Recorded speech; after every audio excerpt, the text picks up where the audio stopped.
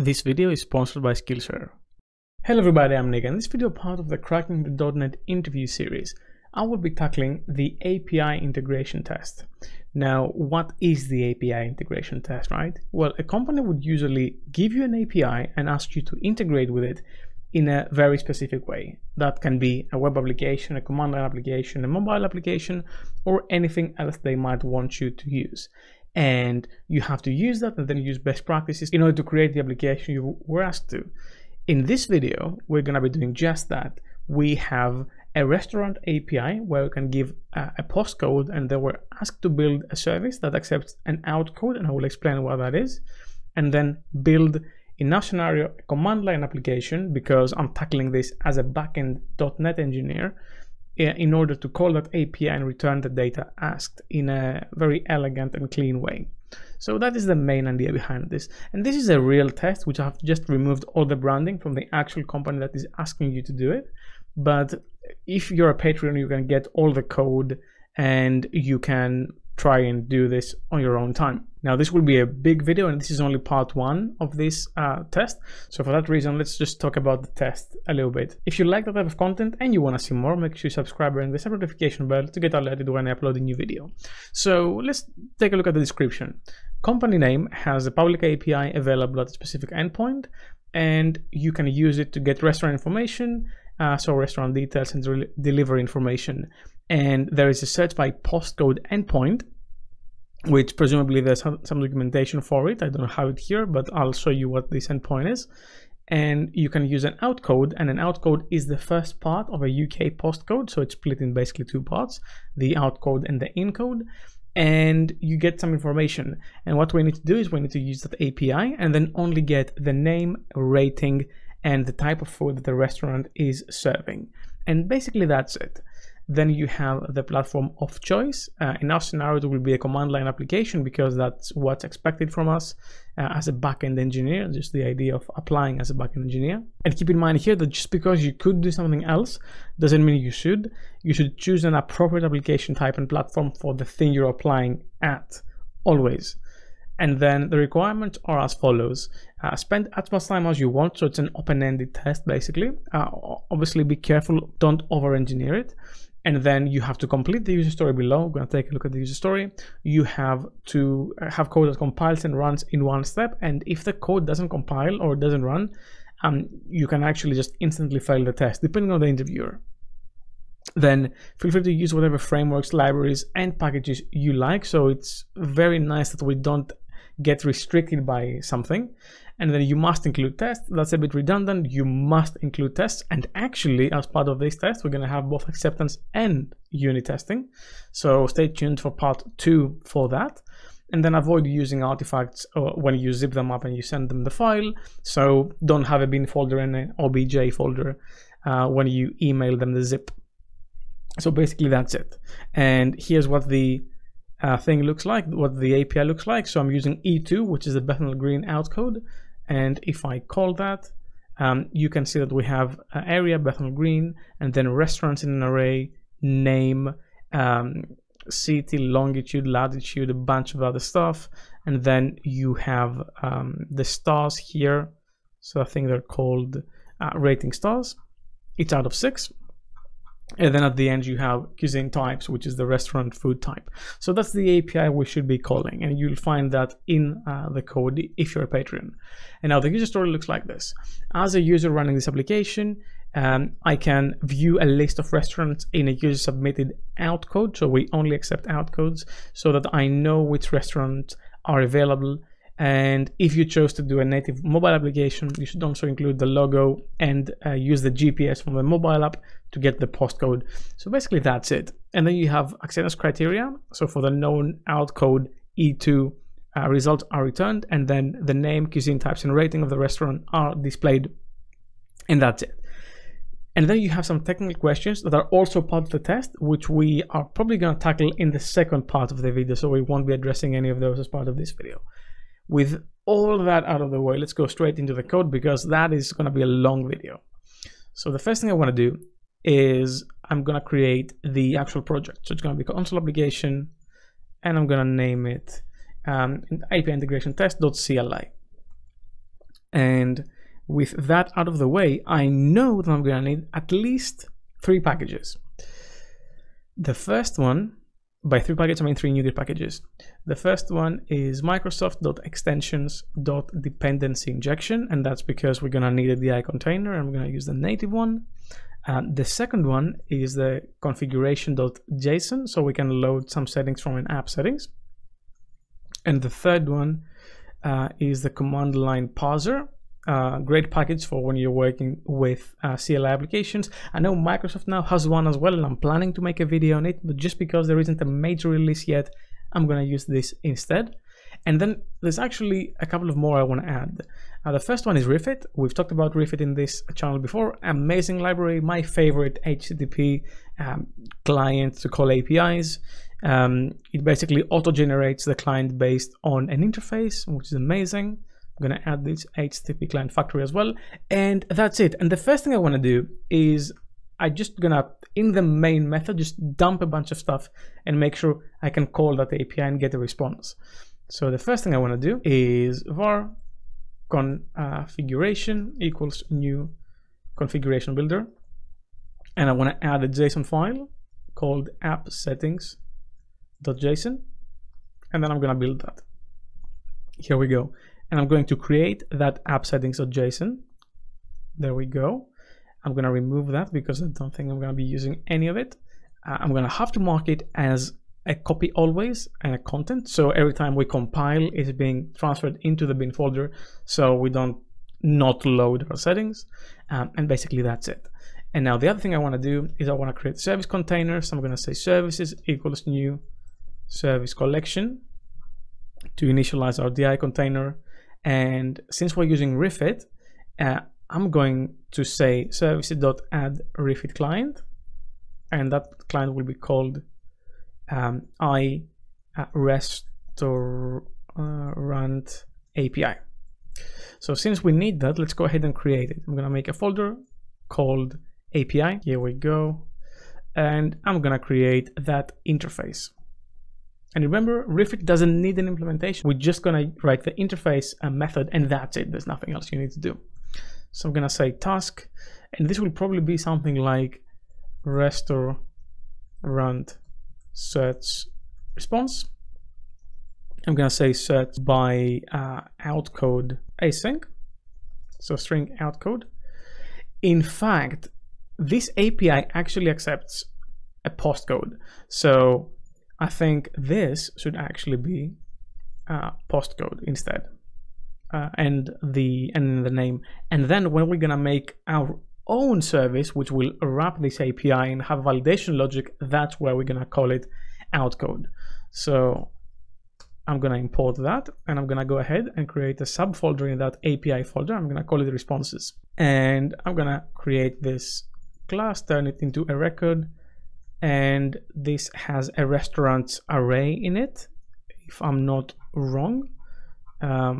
Yes, it does. So I'm gonna go ahead and create an iRead-only list. Could be iRead-only collection as well. And I'm gonna name this type restaurant response. Here we go, and this now is restaurants. I think it's good to also add JSON property names to make sure that the things are serialized and deserialized properly.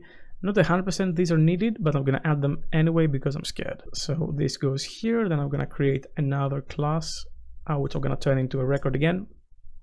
And now this is where we have the name, and the JSON property name is name underscore.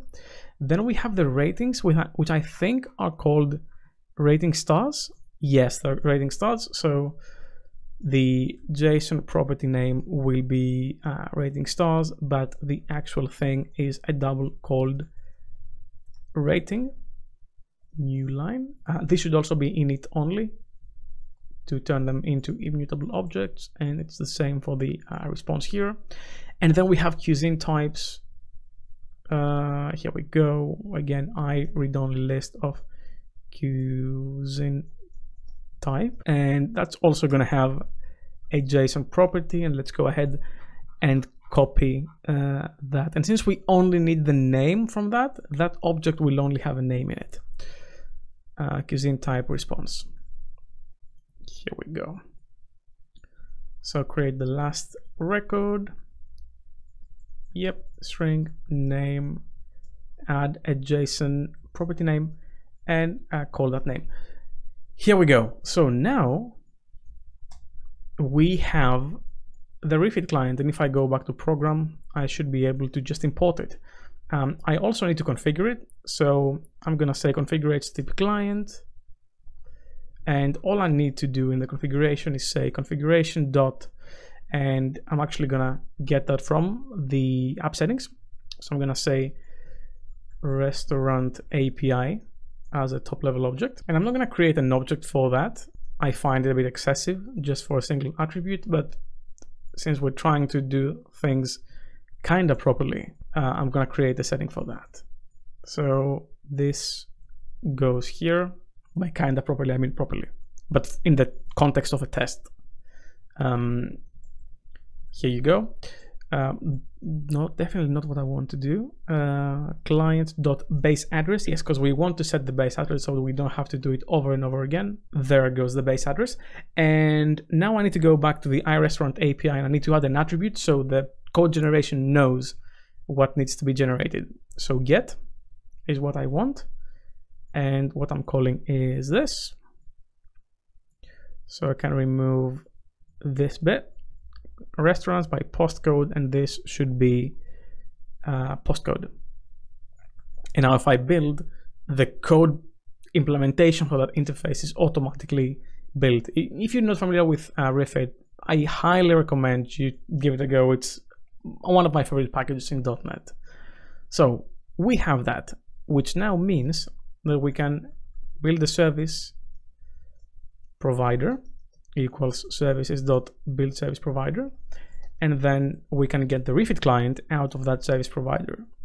And the reason why I want to do that here is to just make sure that I can actually call the API and get what I want back.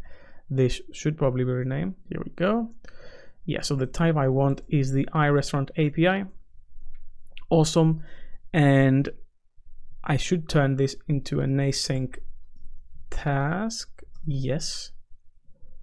So var response equals client dot search by postcode async. And then what I need here is the postcode. I'm going to use an outcode E2. Then response text equals JSON serializer dot serialize.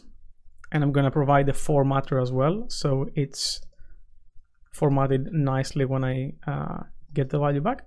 And write intended is true, so it's intended properly.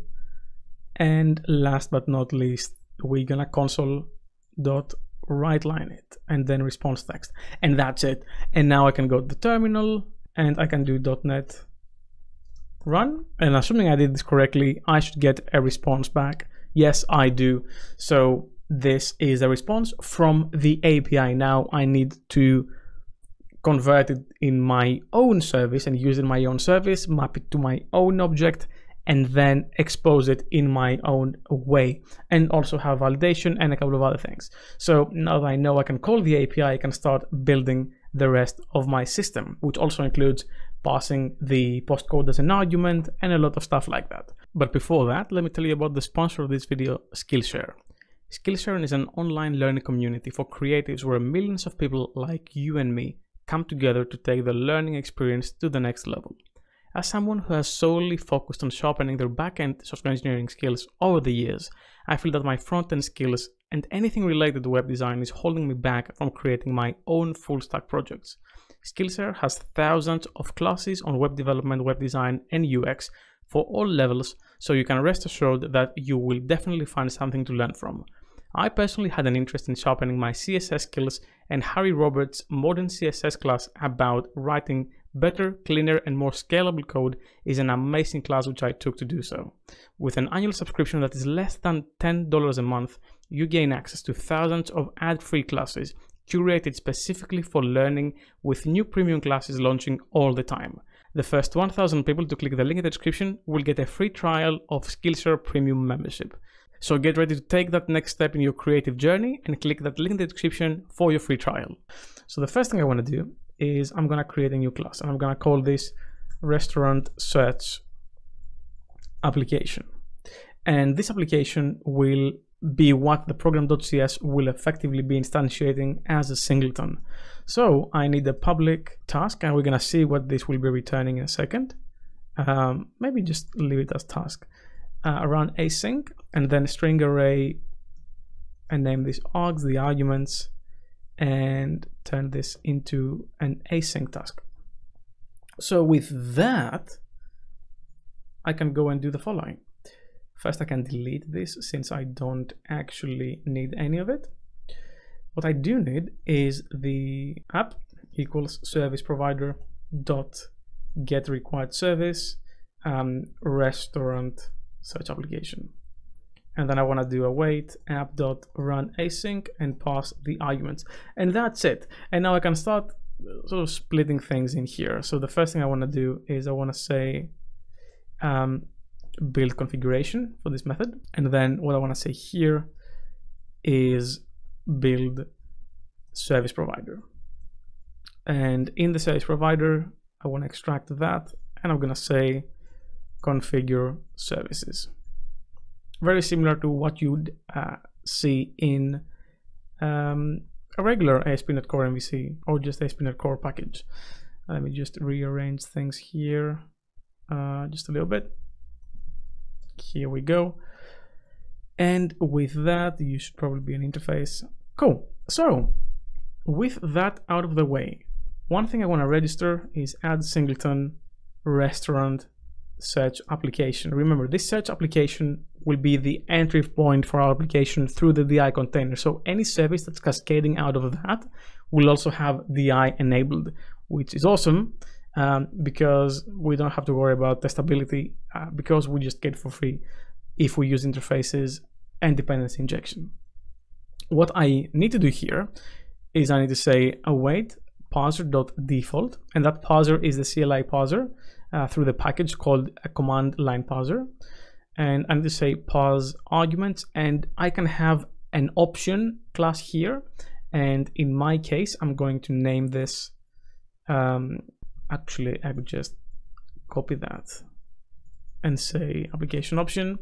And these options are, you know, when you're using a CLI application where you can have like hyphen something and then a value, like .NET new is a, well, new is a bit different, but you can have arguments as well. And this is the sort of thing where we're trying to achieve. So we're going to say .NET new, and then you can have an O, which is going to represent the outcode.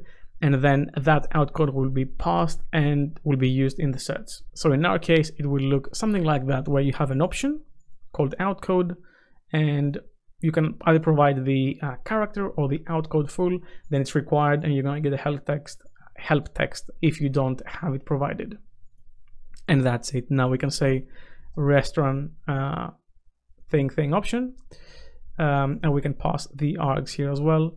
And then we say with parsed async, and here we can get the option dot outcode. So this is where we would be calling the presumably iRestaurant search service, which we will write to perform the search. And that's it. We can also use async await in here, and we are going to do that. But for now, that's basically all there is to it in the very high level. Another thing I want is the output to the console. So for that, I would have maybe an output directory. I could also put it in the services, but I need a way to write to the console in a testable way. And for that, I'm going to use a console writer. Is it one T or two T's? Okay, it's one T. So console writer goes here, and this implements the iConsole writer interface, which is what will eventually make this being testable. And we only have a void.write line string text. And all this will really do is just write to the console. The reason why we're not using console.writeLine directly is because we want to write tests that validate what was written at the console to ensure that what is being returned is the right thing. And with that, we are going to register it as a singleton. So services.add singleton I console writer, comma, console writer goes here. Perfecto. So with that, let's see where we are. We have the original thing. Okay, so let's try a very basic thing. I don't even have to do this. I can just say return task.completed task, and all I want to say is, let me just inject the private read-only I console writer, sweet, and dependency injected through the constructor, and we want to say console writer write line, the out code was, and then let's print what it was. And I can go to the terminal, expand it, I can clear this and do .NET run, and you'll see that now I'm getting an error saying, hey, required option O or outcome is missing. Required provides the out code to perform the search on. So we get all that error handling on the CLI level from that package I introduced in the beginning called command line parser. And now I can just say .NET run E2, and the reason why I'm getting an error is because I should also specify -O. Sorry about that. So now I'm getting output was E2, our code was E2 properly. So we have the parsing baked in. So now all we need to do is build the whole framework around it. We have the basic functionality nailed, and we just need to make sure we can call the API through our own service, have validation, and just print it. So let's go ahead and create a few models. You would name these domain. I'm gonna name them models, and we're gonna have a couple of things here. First, we need a restaurant search request, and we're going to have a string called outcode here. The reason why I'm making a full object out of this is because we're gonna have Fluent validation here. To do the validation, it just works better if you have an object. It's also more flexible if you want to modify sets. And now with that, I can go ahead and create a new directory called services, and I'm going to create an interface and a class here. So the interface is called I restaurant search service. Here we go. And I'm going to create an implementation for that called restaurant search service. Cool. And like I said, I'm gonna have search by outcode async method, and this accepts the model we just created, which is the restaurant search request. Here we go, request, sweet. And now let me just return task.completed. So we have that, and we want to return our own object, which basically has name, rating, and the cuisine type. So let's create that restaurant search result, and we have a bunch of restaurants here actually. So restaurant result goes here, and we call those restaurants, and then we have to make the restaurant result object, and this is what has the name. And then you also have the rating, which is a double actually, and it's out of 6. And then let's say we have a read-only list of strings. I don't really need an object to back this up. Is it a primitive obsession violation? Well, if we had full control of the domain object, yes, but I don't see this being an issue in this context. And let's just say cuisine types. Here we go. And let's change those to init only, and those to records, and let's do the same for basically all of them. You are record, you are record, you are also record, and init only. Did I change all of them? Yes, I did. Awesome. So now we have both the request and the response. I can go back to the service and I can modify that to return the restaurant search result. Here we go. And if I go to the, oh, I have nothing in the interface. That's bizarre. So let's change this to an async thing. Cool. And let's go here and let's just import things. So now there's a few things we want to do here. First, we want to validate that the request object, and basically the outcode is an outcode because we only accept outcodes. And then we're gonna call the API and map the response. And since we're gonna have to map the response, I'm gonna make a new directory here called mapping. And there's multiple ways you can do this. You can use automapper, you can use libraries, you can use, I'm just gonna do it manually because it's just a small thing that it's not really worth the effort going through to create a mapper. So I'm just gonna say, what is it? It's API to domain mapping, domain, or even contract to model. Up to you on that, depends on how you define them. I've called them models, so I'm just gonna call them models. I could name them domain as well. And I'm gonna go the extension method approach here. There's many ways you can do this. Ultimately, we don't really need to mock anything, so an interface isn't needed since mapping is part of this logic. So for that reason, I'm gonna say public restaurant search result, and I'm gonna call this to restaurant search result, and we're gonna accept this restaurant. If I could spell restaurant, that would be good. Search response, and call this response, and I'm gonna return a new one of these. Yes, you can go away, and I can say restaurants equals new restaurant result, name equals response dot. And actually, now that I'm thinking about this, I could narrow this down a little bit, so I can just say restaurant result and a restaurant response. And if I do that, you should also be static, by the way. Then I can just name equals response dot name, rating equals response dot rating, and then cuisine types equals response dot cuisine types dot select name to list. Here we go, and then I can just use that. So with that, now we have the ability to map from one to the other. And what I'm gonna do is I'm gonna say private read-only restaurant API, so I can inject the restaurant API through the constructor and handle this logic here. So ultimately, what we want to be doing is say var response equals restaurant API dot search by postcode async. I'm gonna await that, and I'm gonna say request dot outcode here, and I'm gonna say var result. Actually, could I just do return response dot restaurants dot select, and then I could do to restaurant result and to list. Well, kind of. I would need to also say new restaurant result and then restaurants equals that. Close enough. Should I have the top level restaurant object, or can I just do the whole thing top level? I think I could do the whole thing top level, but I will actually have some suggestions for the API later. So for that reason, I'm gonna use that instead. And this isn't being mapped properly. Why?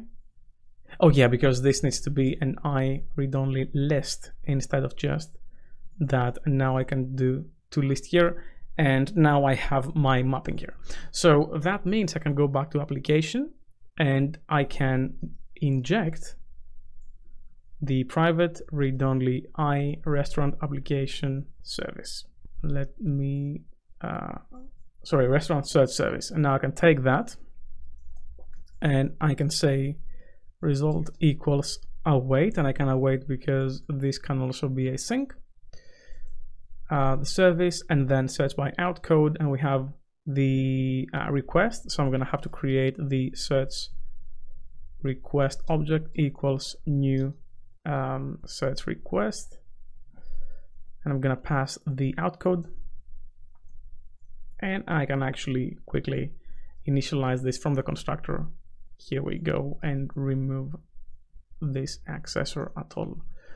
And now all I need to say is search request goes here. I have the result, and then I have the formatted text result equals JSON serializer dot serialize result, comma, new JSON serializer options, and in right intended equals true. So that goes there, and I can now simply do this. And assuming I didn't mess up something, I think there's some registration missing, so this should also be registered as a singleton. Let's go ahead and do that. So on the program.cs, we're gonna say services.add singleton iRestaurant service and put that here. So I have that. Am I missing something else? I don't think I am. Let's go ahead and try this. So let's go to terminal, clear, and let's say dotnet run outcode e2.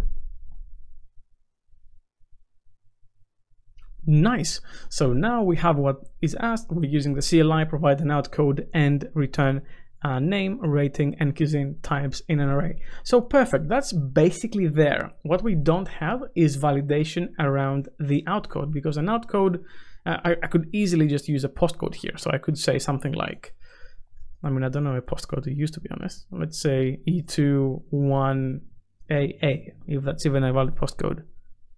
Yeah, it is. So a postcode isn't accepted. All we want is the first part, the outcode, and we need to validate against this. So we're gonna have to use client-side validation for that. And the way I'm gonna do that is I'm gonna create a new folder called validators. That's not how you spell that word. Here we go. And I'm gonna create the, what was my request object called? Restaurant service request. Okay. So we're gonna call this a restaurant search request validator. And I'm going to import a package for that. So I'm going to add the Fluent validation package. Honestly, amazing package. Highly recommend you using it. We have a video on that, top right corner of your screen, if you want to check it out. And I'm going to use the dependency injection one as well. And now we can extend the abstract validator class, and we can use the thing we want to validate. So in our case, it will be the restaurant search request thing. And then in the constructor, all I need to say is rule 4, and we have request.outcode, and then we want to have regex matching. After some googling, I think that this regex will do the job. I'm not good at regex, I have to tell you. So if that's not the one, sorry, but it works for what we want. I tried to extract it from the bigger postcode validator. And then we're gonna say with message, and we're gonna say that please provide a valid UK postcode. And we're gonna go ahead and register that as well in our DI container. So services.add validators from assembly containing. And I'm gonna say containing this program, and this will automatically scan to find the validator. And now that we have that, we can go back to that service and we can inject the private read-only validator of type restaurant search request. So that goes here, and I can say, I can name this validation result equals validator.validate. And we have the request here.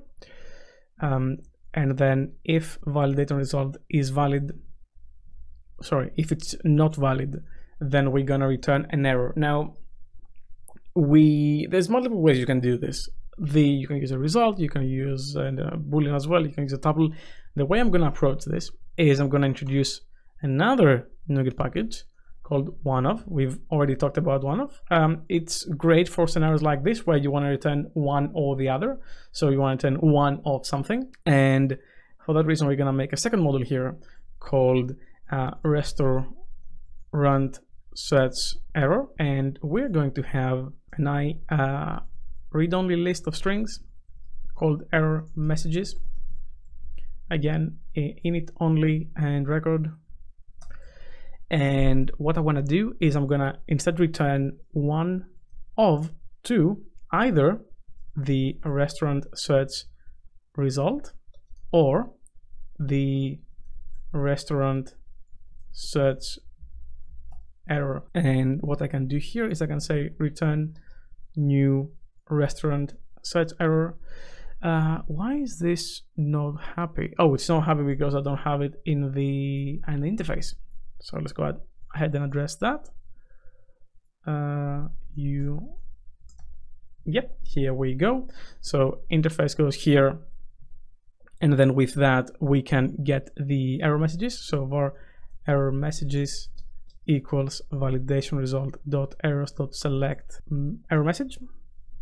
Let's enumerate that to a list, and then let's pass it down and go here and accept this from the constructor. So here we go. So initialize from the constructor, and that's it. And what I want to do now in the program.c, actually now in the application, is that this result now, which is one off, needs to be effectively switched on and be dealt with differently.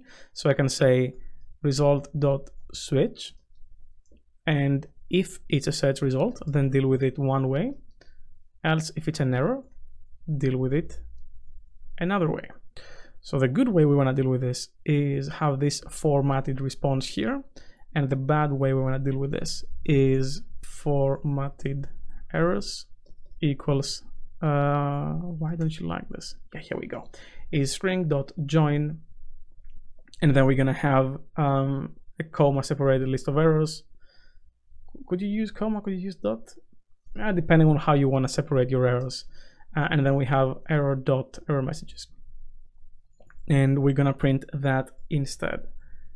Let me see, and we will have to handle this result here. So here we go, and I can just say handle search result here. There we go. So now, let me just move you back. So now I think we are basically done with it. Let's go back to the application. We get the arguments, we're using the out code, we're validating the out code, and then we are getting a good and a bad scenario. So what I want to do is I want to go back to the terminal, clear this, and say .NET run with a postcode again. So E21, I don't know, something, and saying that the property is missing. Yes, because I have to use a hyphen and an O to pass down the out code. So now what it's going to say, oh, please provide a valid UK out code. So validation is kicking in. And let me just clear this again and say .NET run OE2. And now this is returning the right data. So currently we are feature complete. If I was to do like a small change in this whole flow, then I would probably improve the resiliency of the iRestaurant API. The way to do that is you can use the Microsoft.extensions.http.poly package, which actually has something like that built in. So now we have the extension on the add refit client to say add transient error handling policy, and just say wait and retry async to probably import it. And now if there's a transient error, we're gonna wait for a second. If there is another one, we're gonna wait for 5 seconds, and then we're gonna wait for 10 seconds, and then we're gonna fail. We're just improving the resilience of the HTTP client. But basically that is it. There is nothing else I would add for this first iteration in terms of the functionality. In the next video, we'll see how we can write acceptance tests and unit tests for this project, because we're gonna follow both. We're gonna use XUnit and SpecFlow to do that. And we're also going to answer those questions in that README. Again, all my patrons have access to that, so if you want to take the test yourself, please feel free to do so. That's all I had for you for this video. Thank you very much for watching. Special thanks to my patrons for making the videos possible. If you want to support me as well, you're going to find the link in the description down below. Leave a like if you like this video, subscribe for more content like this, and ring the bell as well. And I'll see you in the next video. Keep coding.